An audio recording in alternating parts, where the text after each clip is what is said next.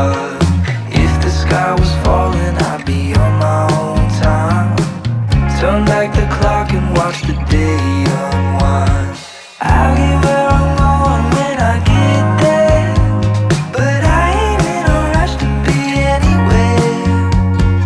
Dajaho, kumusta? My name is Victor, and one of the reasons why this lens has become one of my favorite lenses in 2022 is because of its image quality. Now, it's not perfect by any means, but it's perfect for my style. Now, this year, my style kind of evolved into a clean, vintage look into my lifestyle videos and on my YouTube videos.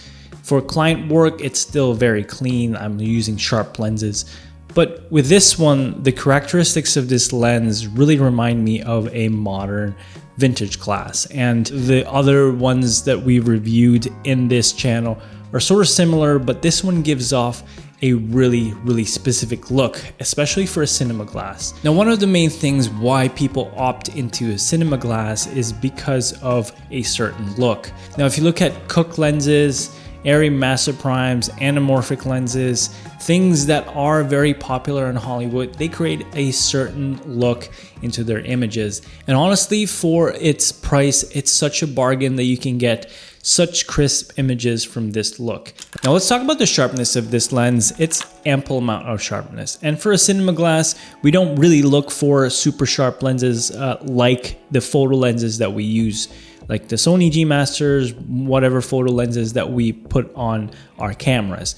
Those are meant to be sharp because of photography. But for video, we'd rather have a good look, good color renditions, and sharpness is kind of secondary. If we do some corporate work, product videos, then sharpness matters.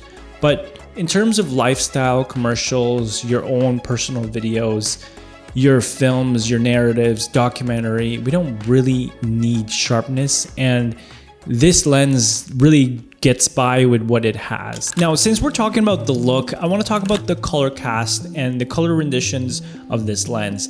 I did compare this to my Sony 24mm G Master lens and my Sigma 28-70 2.8, and that my camera is also white balanced to 5600 Kelvin. The 7Artisans 35mm does give you a warmer tone and a green tint, which is perfect for this vintage vibe, by the way. You can easily get a neutral tone with this lens as well, as long as you custom white balance your footage. You can also fix it in post, but to me, getting almost the final look in camera should be your #1 priority, because it just becomes efficient and it's easier to get the look that you're looking for in post if you're almost at that final look. Okay, so let's talk about chromatic aberration on this lens. I don't see a lot. It's actually pretty good, it's pretty controlled, and I'm very impressed on how this holds up, given that this is such an affordable cinema lens at $400 something. Now let's talk about focus breathing. One of the main reasons why you would buy a cinema glass, a cinema lens, is because you want that focus breathing to be controlled. Now, most of the time with photo lenses, if you focus rack, you're gonna notice that push and pulling effect wherever you're focusing. And with cinema glass, usually that's gone. But with this 7Artisans 35mm T2, it's pretty bad. But again, at this price point, it's okay because you're really not shifting your focus that much. You can also see this in my other footage. If you're trying to focus it, it's going to just really move slowly because you have such a long throw.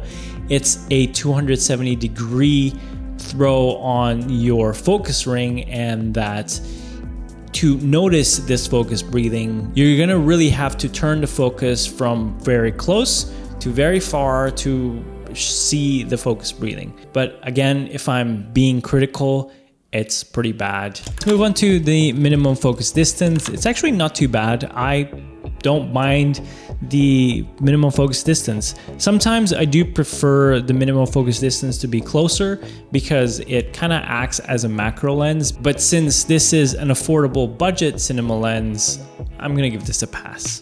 Okay, so let's talk about the bokeh on this thing. Honestly, it's not too bad. Again, it has this vintage characteristics. The bokeh on the corners kind of gives you a cat's eye, and it's actually very pleasing if you open it up to T2. Sometimes if you buy a super cheap lens, the bokeh on the background, you can tell that there's some quality issues with it, but this one is smooth.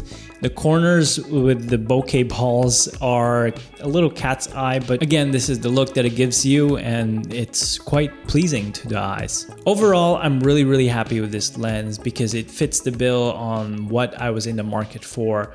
Great affordability, and it gives you a creative look. And as usual, I'm giving away my S-Log3 LUT pack. All you have to do to win is comment down below, what do you think about this cinema glass from 7Artisans?